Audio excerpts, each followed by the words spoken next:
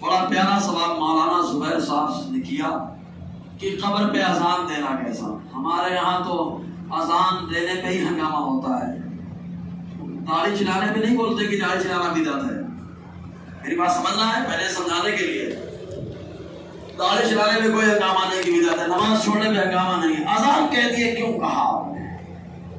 جبکہ وہ اذان جس کے بارے میں میرے مصطفیٰ جان رحمت نے مطلق فرمایا، معجم صغیر کی حدیث پاک، راوی خادم رسول انس بن مالک رضی اللہ تعالیٰ عنہ حضور نے فرمایا جہاں شام کو اذان ہو جائے وہاں سویرے تک، اور جہاں سویرے اذان ہو جائے وہاں شام تک اللہ تعالیٰ عذاب کو اٹھا لیتا ہے۔ ایک بار اور یار سبحان اللہ، عذاب کو اٹھا لیتا ہے۔ کس کو اٹھا لیتا ہے؟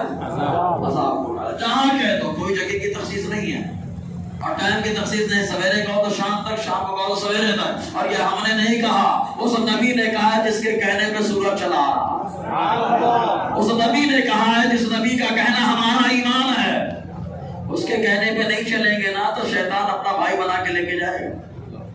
یہ دوسری بات اور بتا دیں، قبر پر اذان کہنے کی کیا حکمت ہے؟ آلات فتاوی رضیہ شریف میں ایک رسالہ لکھا، وہ تو الگ سے بھی چھپتا ہے، ایذان الاجر فی آذان القبر، بہت ساری باتیں لکھی۔ تو قبر پر اذان دینا یہ باعث برکت ہے۔ کیا ہے؟ باعث برکت ہے۔ کیوں باعث برکت ہے؟ اول تو عذاب اٹھانا۔ اچھا آپ کو اپنے مرحوم کی قبر سے عذاب اٹھوانا ہے کہ نہیں اٹھوانا ہے؟ تو حضور نے کہا اذان دے ڈالو گے۔ کیا کہہ ڈالو؟ اذان کہہ ڈالو۔ سمجھ رہے کہ نہیں؟ دوسرا فائدہ کیا ہے معلوم؟ شیطان آتا ہے قبر میں۔ ایک آیا تھا ہمارے یہاں صادق نام کا، پاگل کہیں گا، بولتا ہے قبر میں شیطان آتا ہی نہیں ہے۔ ارے یار مطالعہ کر بھیا، ابن ماجہ کا مطالعہ کر لی۔ ابن ماجہ کے اندر آیا، راوی حضرت سالم ہے کہ اپنے استاد اور والد حضرت عبداللہ ابن عمر سے روایت کرتے ہیں۔ حضرت عبداللہ کہتے ہیں کہ میں حضور صلی اللہ علیہ وسلم کے ساتھ ایک جنازے میں گیا، آقا علیہ السلام تدفین سے جب فارغ ہو گئے تو دعا کر رہے، اللہم اجرہ من الشیطان، اے اللہ اس مرحوم کو شیطان سے بچا لے۔ زور سے تو بولو یار، کس سے بچا لے؟ ہمیں شیطان آتا نہیں تو بچانے کی دعا کائے کے واسطے؟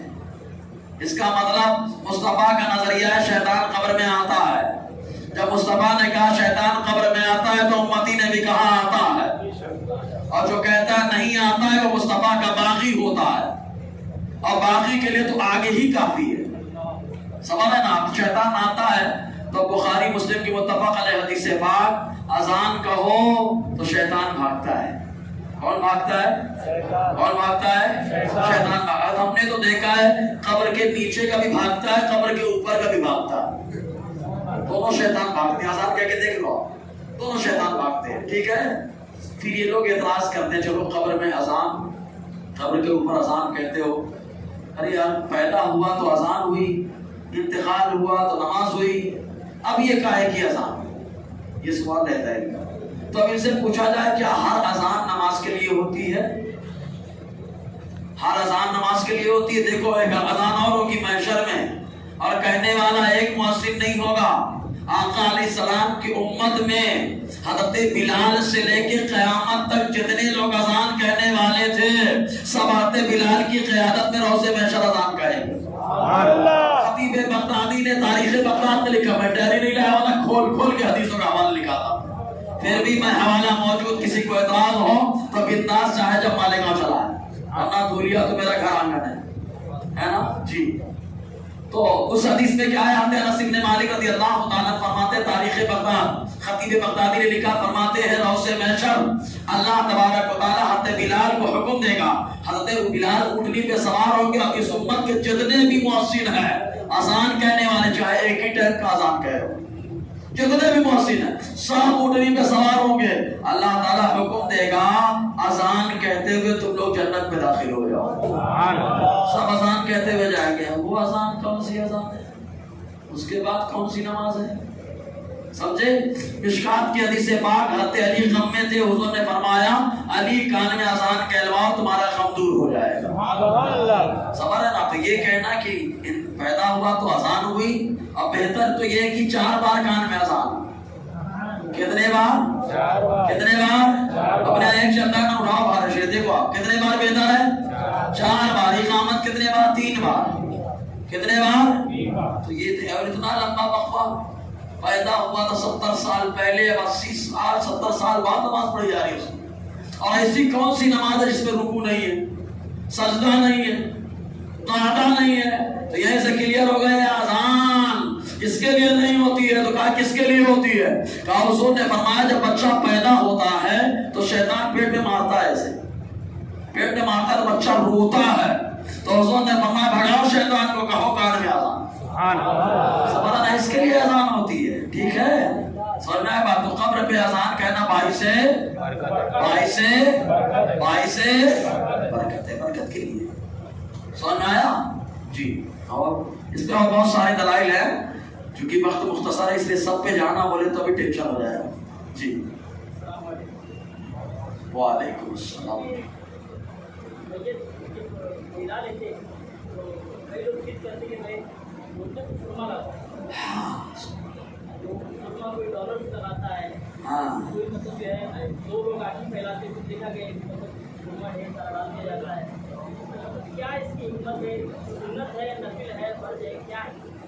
سوال سمجھ میں آیا؟ سوال یہ ہے کہ کفن افن پہنانے کے بعد لوگ کہتے ہیں مردے کو سرما لگاؤ، تو مردے کو سرما لگانا کیسا؟ ارے بھائی کوئی ضرورت نہیں سرما لگانے کی. سوال ہے نا، نہ مصحف ہے نہ سنت ہے.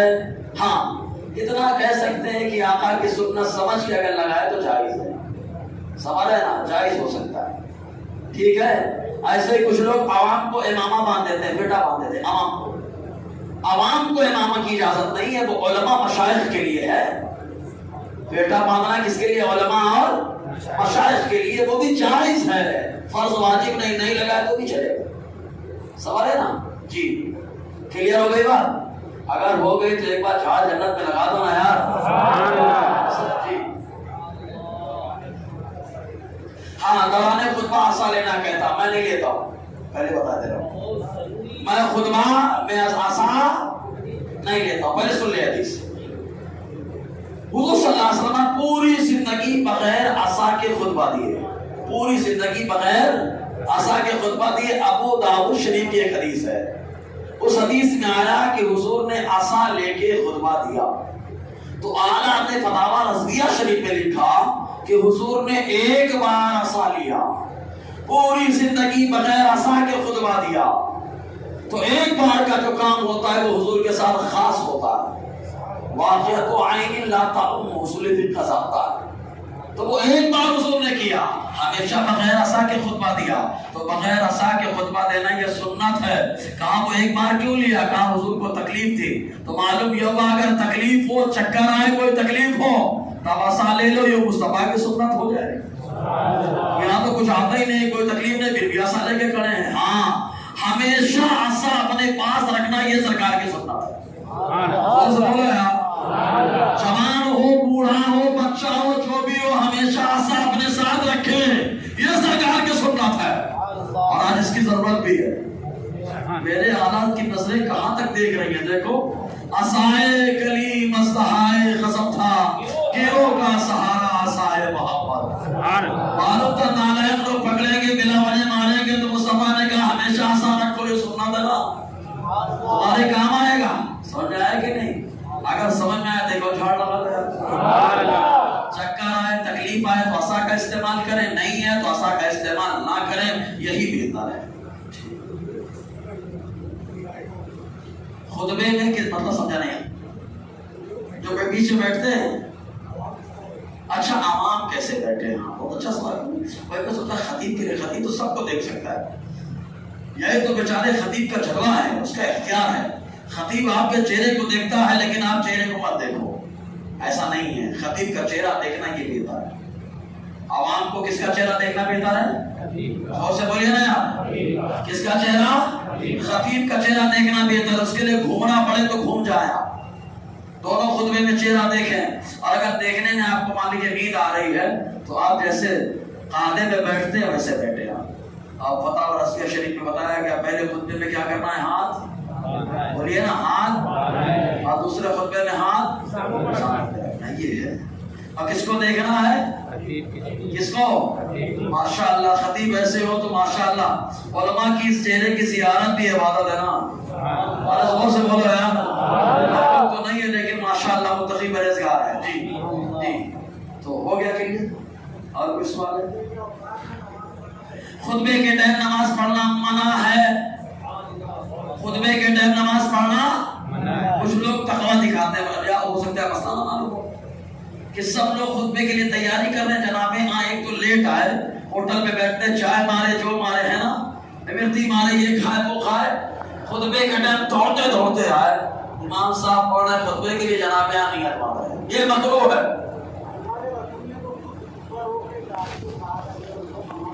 ہاں بہت اچھا سوال چاچا نے کیا. حوالہ دینا پڑے گا. سوال سمجھیں.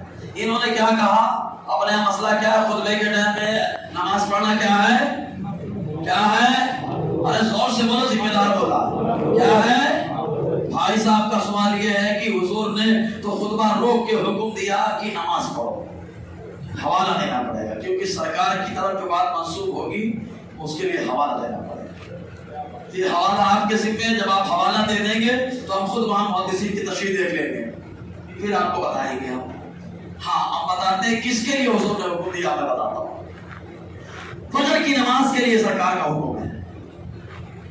سرکار تاج الشریعہ, سبحان اللہ, بخاری شریف کے جو آپ نے تعلیقات ظاہرہ, جس کو تعلیقات ازہری بھی کہتے ہیں, اس کے اندر فجر کی جب نماز کا تذکرہ کیا تو فرمایا جماعت کھڑی ہو گئی تو آقا علیہ السلام نے فرمایا تب بھی سنت پڑھو. جماعت کھڑی ہو گئی تب بھی سنت پڑھو. تو اسی لیے فقہا فرماتے ہیں فجر کے لیے ہو, تو اسی لیے فقہا فرماتے ہیں کہ فجر کی سنت اگر جماعت کھڑی اپنے کو معلوم ہے, کیونکہ امام کا انداز اپنے معلوم رہتا ہے. ہمارے امام صاحب کتنا ٹائم لگاتے ہیں. اگر اپنے کو معلوم ہے کہ جماعت مل جائے گی تو سنت پڑھیں, پھر جماعت میں شامل ہو جائے. وہ جو آپ مسئلہ بتا رہے ہیں میرے علم میں فجر کے لیے ہے, خطبے کا ٹائم نہیں ہے. اور پھر بھی اگر آپ نے پڑھا ہے تو آپ حوالہ پیش کرتے ہیں, انشاءاللہ اس کا جواب بھی دے دیا جائے گا. ایک بار بول دو یار. سبحان اللہ. ٹھیک ہے. اور کوئی سوال ہے؟ سجدہ سہو کب واجب ہوتا ہے؟ اور پیارا سوال. ہمارے یہاں تو کچھ بھی چھوٹ جائے مارو سجدہ سہو. ہم لوگ کو کبھی کبھی ہنسی آنے لگتی ہے, یار کیا کچھ بھی چھوٹ جائے سجدہ سہو. قرآن کی آیت چھوٹ گئی بولے سجدہ سہو. سجدہ سہو اور نماز کے یکم 50 واجبات ہیں. کتنے؟ 49 واجبات ہیں. نماز کے کتنے واجبات ہیں؟ ارے بولیے نا یار آخر تک. گانا وانا وہ تو بہت تیز یاد ہو جاتا ہے. یہ سب یاد کریے تھوڑا سا. کتنے واجبات ہیں؟ کتنے؟ ان میں سے کوئی واجب بھول کر چھوٹ جائے, جان بوجھ کے نہیں, جان بوجھ کر چھوڑا ہے تو نماز دہرانی پڑے گی. بھول کر چھوٹ جائے تو سجدہ سہو ہے. کس کے چھوٹنے پہ؟ کس کے چھوٹنے پہ؟ کس کے چھوٹنے پہ؟ واجب کے چھوٹنے پہ. واجب چھوٹ جائے وہ بھول کر تو سجدہ سہو ہے. جان بوجھ کر چھوڑا تو نماز دہرانی. سمجھ آ رہا ہے؟ ہاں اب یہیں سے کلیئر ہوا. کوئی اگر فرض چھوڑتا ہے تو نماز دہرانی پڑے گی, چاہے بھول کر چھوڑے چاہے جان بوجھ کے چھوڑے. سنت چھوٹے مستحب چھوٹے تو سجدہ سہو نہیں ہے. سنت چھوٹے مستحب چھوٹے تو سجدہ سہو نہیں ہے. سب ریکارڈنگ کر رہا ہوں میں, یہ بھی یاد رکھنا, رنڈی مت مارنا ہے. کس کے چھوٹنے میں سجدہ سہو ہے؟ ارے آخر تک بول دو نا یار. کس کے؟ واجب. کتنے نماز کے واجبات ہیں؟ کتنے؟ ہاں فرض چھوٹنے پہ نماز دہرانی ہے کہ سجدہ سہو کرنا ہے؟ نماز دہرانی ہے. سنت اور مستحب چھوٹ جائے تو کیا کرنا ہے؟ کچھ نہیں کرنا. سمجھ میں آیا؟ اگر آ گیا دیکھو نا بات بولتے ہیں. ہاں اس بات ہاں ہاں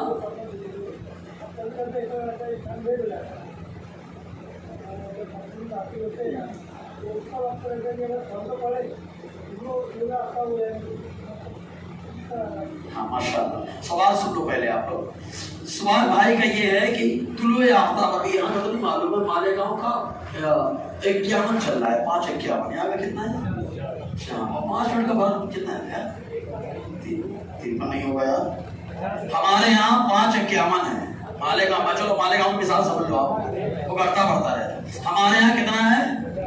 5:51. 20 تاریخ سے 52 ہو جائے گا. 51 جو ہے, اب آدمی آیا فجر کے ٹائم پہ اور آیا اتنا ٹائم باقی ہے کہ خالی فرض پڑھ سکتا ہے. تو وہ کیا کرے؟ تو خالی فرض پڑھے، تو خالی کیا کرے؟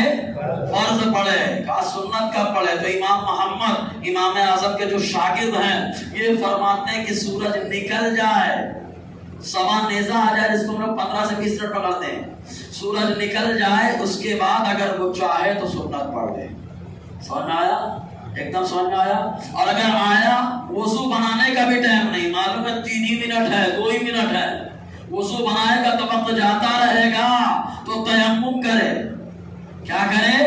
تیمم کرے۔ تیمم آتا ہے نا؟ کتنے بار زمین پر ہاتھ مارنا ہے؟ ہاں زور سے بولیے۔ 3 بار نہیں 2 بار۔ زمین پہ ہاتھ کتنے بار مارنا ہے؟ التیمم ضربتان، ضربۃ للوجہ و ضربۃ الیدین، آقا نے فرمایا تیمم 2 بار زمین پہ ہاتھ مارنا ہے، پہلی بار چہرے کے لیے، دوسری بار ہاتھوں کے لیے۔ مسا کر لیے آپ، بہت زیادہ 10 سیکنڈ لگے گا، اس کے بعد آپ خالی فرض پڑھ لیں، سورج نکل گیا وضو بنائیے، نماز دہرا لیجیے۔ اگر سمجھ میں آ گیا تو بول دیجیے یار۔ جی اور کوئی سوال ہے؟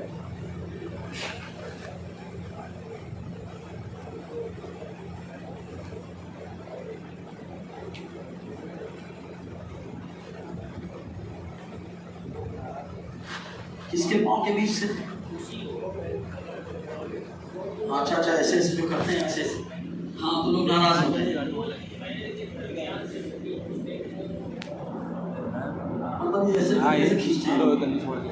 نہیں، شرعی مسئلہ کیا ہے پہلے سن لیں مٹی کے بارے۔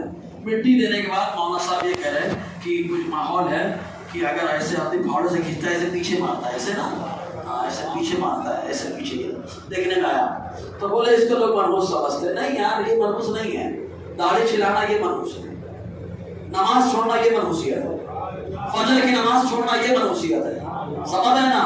بسم اللہ پڑھے بغیر کھانا کھانا یہ منحوسیت ہے، ناپاک ہوئے آدمی اور بسم اللہ نہ کرے کھانا کھائے برکت اٹھا لی جاتی ہے، یہ سب منحوسیت ہے، یہ سب نہیں ہے یار۔ شرعی مسئلہ کیا ہے معلوم؟ شرعی مسئلہ یہ ہے کہ 3 بار ہر آدمی مٹی دینا ہے۔ پہلی بار جب مٹی دے کیا پڑے گا؟ یہ تو ہم کو یاد ہے، ایک اور پڑھاؤ یار۔ اللہم جعل الارض جنبین، کیا مطلب اس کا؟ بارش دیکھیں نا، حدیث ہے کہ اللہ اس مرحوم کی قبر کو دونوں بازوؤں سے کشادہ کر دے۔ دوسری بار مٹی دے، دو بڑے دعا، پھر اس میں بیرن دو۔ مٹی دینے کے بعد فقہا فرماتے ہیں کہ جو مٹی بچی ہے اس کو کھرپی، وہاں کھرپی کا لفظ استعمال ہے، کھرپی سے پھاوڑے کا لفظ استعمال ہے، اور لکڑے سے کھود کر قبر میں مٹی اتاری جا سکتی ہے۔ سمجھے نا؟ اور یہ کہنا منحوس ہے، وہ کہنا منحوس، آپ کے کہنے سے کوئی منحوس نہیں ہوگا۔ منحوس وہ ہوگا جس کو مصطفیٰ نے منحوس کہا ہے، سمجھ رہے کہ نہیں؟ شریعت نے منحوس کہا، سمجھ میں آئے کہ نہیں؟ اگر آ گیا تو ایک ہار لگا گیا۔ ایک چیز اور عام کرو، جنازے کے بعد لوگ دعا کرتے ہیں تو لوگوں کو بڑا خراب لگتا ہے کہ جنازے کے بعد بھی دعا کر رہے ہیں کیا؟ تو آپ کہنا ہم کریں گے، قیامت تک کریں گے۔ اور یار جس کے پاس اعلیٰ حضرت جیسا امام ہو اس کو کسی چیز کی پریشانی ہے؟ اعلیٰ نے پورا رسالہ لکھا ہے یار دعا کے بارے میں۔ بس ایک حوالہ دیتا ہوں، ہمارے موبائل میں بھی ہمارے یہاں بڑا ہنگامہ ہوتا ہے کبھی کبھی، آپ کو تو نہیں چلتے، کیا ہے چلنے کا؟ حدیث میں آیا نا، تو اپنے لیے لڑ رہا ہے، میں تو مصطفیٰ کے لیے لڑ رہا ہوں نا۔ تو اپنے لیے لڑے گا، تیرے سپورٹ میں انسان آئیں گے، میں مصطفیٰ کے لیے کھڑا ہوں، میرا سپورٹ میں انسان آئے نہ ہے، مصطفیٰ کا فیضان ضرور آ جائے گا۔ اس لیے ڈرنے ہونے کا نہیں ہو، بھر پڑے جا کر کے اپنے باپ کو صحیح نہیں بولتا، ہم کو بات صحیح بولے گا۔ سوال ہے کسی کی پرواہ نہیں کرنے کا، لوگ کیا کہہ رہے ہیں بھر پڑے جا کر کے۔ شریعت کیا کہتی ہے تو یہ دیکھنا ہے نا، ہمارے نبی کا کیا فرمان ہے تو یہ دیکھنا ہے نا۔ دیکھو اب حوالہ نوٹ کرو، حوالہ کیا یاد کر لو گے کیا؟ میں اگر دے دوں تو کتاب کا نام یاد کرو، 3 بار بول کر، کتاب المقاصی یاد کرو، آخر تک سب لوگ بولو کتاب المقاصی، بولو 3 بار۔ میرے یہاں چھوٹے چھوٹے بچوں کو میں نے یاد کرا دیا ہے، یہ حوالے یاد رہنے چاہیے کہ اس کتاب کا نام کیا ہے؟ دوسرا حصہ، صفحہ 762، غزوہ موتا کا بیان۔ آقا علیہ السلام موتا میں، روم کے علاقے میں جنگ ہو رہی ہے، مصطفیٰ ممبر پر بیٹھ کر کے جنگ کا نقشہ بتا رہے ہیں۔ جب حضرت جعفر شہید ہوئے، حضور مسجد سے نکلے، نماز پڑھی، اور نماز پڑھنے کے بعد حضور نے دعا مانگی، اس کے بعد عبداللہ بن رواحہ شہید ہوئے، حضور مسجد سے نکلے، نماز جنازہ پڑھی، دعا مانگی۔ اس کے بعد زید بن حارثہ شہید ہوئے، آقا باہر نکلے، نماز جنازہ پڑھی، دعا مانگی۔ اور اس کے بعد سرکار نے فرمایا اب تلوار جو اللہ کی تلوار ہے وہ جھنڈا اپنے ہاتھ میں لیا اور اللہ نے انہیں فتح سے ہمکنار فرما دیا۔ خالد بن ولید ہے تو جنازہ حضور نے ایک دو بار نہیں کتنے بار پڑھی؟ اور تینوں بار جنازے کے بعد کیا مانگی ہے؟ دعا مانگی۔ یہ سنت مردہ ہو رہی ہے، مردہ ہو رہی ہے، اس سنت کو زندہ کرو۔ اور جو سرکار کی مردہ سنت کو زندہ کرتا ہے، مصطفیٰ نے فرمایا روضے محشر میں خود اس کی شفاعت کرنے والا ہوں۔ سمجھ گئے؟ ٹھیک ہے نا؟ اور کوئی سوال ہے؟ خطبے میں درود شریف پڑھنا کس کا؟ امام کا یا مقتدی کا؟ امام صاحب تو کچھ بھی کر سکتے ہیں، ان کو تو دعا کی بھی اجازت ہے۔ نمازان کے بعد جو دعا ہوتی ہے نا، دعا کی بھی ان کو اجازت ہے۔ اور آپ مقتدی کو پڑھنے کا من ہے، دل سے پڑھیے، دل سے پڑھیے، زبان سے اجازت نہیں ہے۔ دیکھو شریعت نے جہاں بولنے کا حکم دیا وہی بولیے، جہاں منع کیا وہاں رک جائیے، تبھی جنت ملنے والی ہے۔ تو کہاں سے پڑھیں آپ؟ دل سے پڑھیے۔ اور آقا نے فرمایا جو بھی دل سے مجھ پر درود پڑھتا ہے، سلام کرتا ہے، میں اس کے سلام کو اور اس کے درود کو اپنے کانوں سے سنتا ہوں۔ آقا نے فرمایا اسے دل سے پڑھیں، ٹھیک ہے؟ بس ہے نا؟ اللہ تعالیٰ کہنے سننے سے زیادہ عمل کی توفیق عطا فرمائے۔ حوالہ ہے، دیکھیں علی بھائی کیا نام ہے؟ عقیل بد یاد رکھیے، حوالہ سے مانگیے گا حدیث کا، کیونکہ حدیث ہے سرکار کی، اگر جھوٹی بات سرکار کی طرف منسوب ہوئی تو آقا فرماتے من کذب علی متعمدا فلیتبوأ مقعدہ من النار، جس نے جھوٹی بات میری طرف منسوب کی جہنم میں اپنا ٹھکانہ بنا لے۔